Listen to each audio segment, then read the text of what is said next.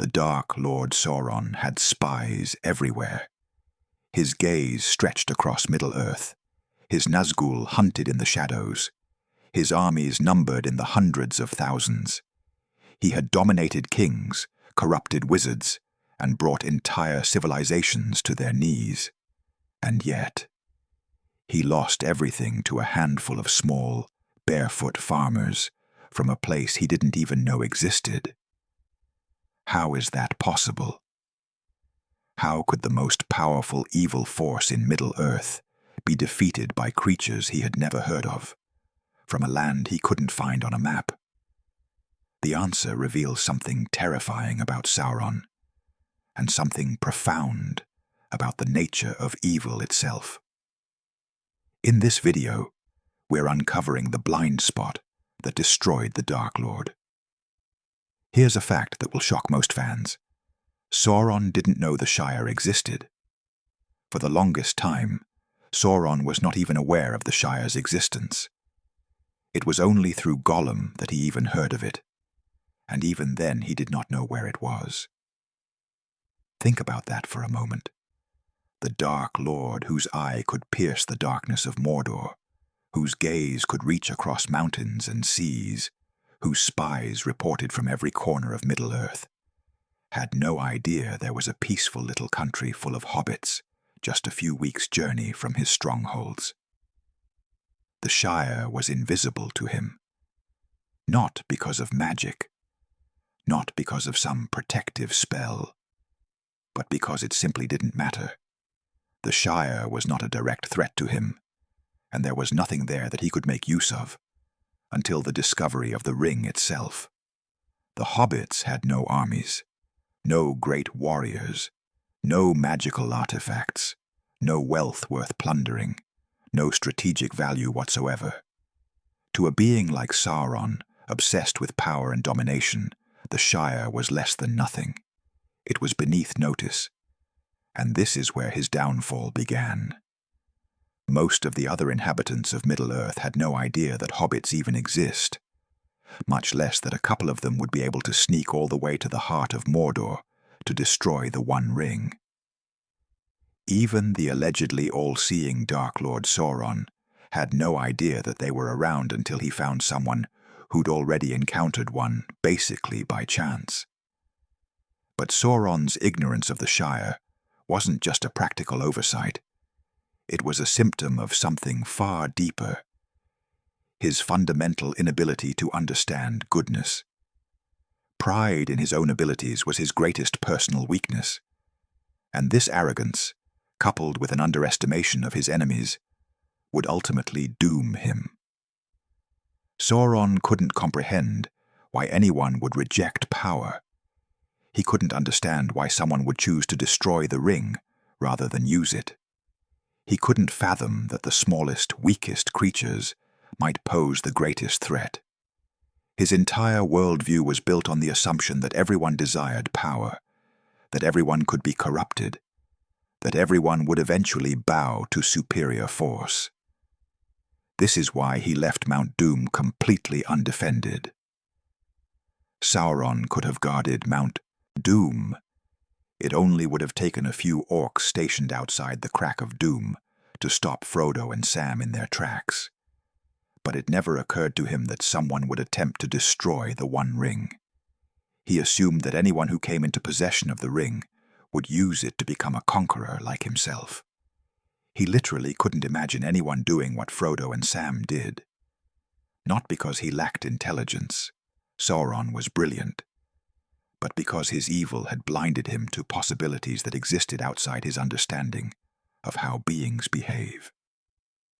When Sauron finally learned about hobbits, he still didn't take them seriously. The words Shire and Baggins were tortured out of Gollum. But even then, Sauron didn't understand what he was dealing with. When the mouth of Sauron speaks to Aragorn at the Black Gate, he describes Frodo as a spy from the little rat land of the Shire. A spy. That's all Sauron's forces thought Frodo was, a mere scout sent ahead by Aragorn. With Aragorn waiting right outside the Black Gate of Mordor, it would make sense that a small spy would be sent in to investigate. It never occurred to Sauron that these little rats might be the actual threat, that the ring-bearer himself was walking through his lands, that two hobbits, tired, hungry, and nearly broken, were carrying the one thing that could destroy him straight to the one place it could be unmade. Sauron was so convinced of his own power, so certain that no one could resist the ring's corruption, that he focused all his attention on Aragorn, on Gandalf, on the armies of men and elves. He was looking for a challenge worthy of his greatness. He was looking for a rival. What he got instead were two gardeners from a country he'd never heard of. Here's what made Sauron's blindness truly fatal. He genuinely believed the ring could not be destroyed. Not by anyone. Ever. Sauron thought it was an impossibility that anyone would dare destroy his ring. No one was beyond its corruption, and it was impossible for anyone to willingly throw it into Mount Doom. This wasn't mere arrogance. It was a fundamental misunderstanding of the nature of free will. Sauron had poured so much of his own malice into the ring that he couldn't conceive of anyone resisting it. He had watched the ring corrupt Isildur. He had seen it twist Gollum over centuries. He knew its power intimately, and he was certain, absolutely certain, that no living being could willingly cast it into the fire. And technically, he was right. Frodo couldn't do it. At the crack of doom, after all his suffering, after all his sacrifice, Frodo claimed the ring for himself. Sauron's assumption was correct. No one could willingly destroy the ring. But Sauron didn't account for Gollum, for the twisted creature who bit the ring from Frodo's finger and fell into the flames. Sauron didn't account for pity, for the mercy that Bilbo and Frodo showed to Gollum throughout their journeys. He didn't account for providence, for luck, for the way small acts of kindness can ripple across time and change everything. Sauron's contempt for the small and weak wasn't just a strategic error. It was a moral failure that defined his entire existence. In Tolkien's world, evil often starts with the belief that no one else's beliefs in how we should order our shared world are valid, which is what drives both Sauron and Saruman to lunge for supreme power. Sauron dismissed the Shire because it had no power. He dismissed hobbits because they posed no military threat.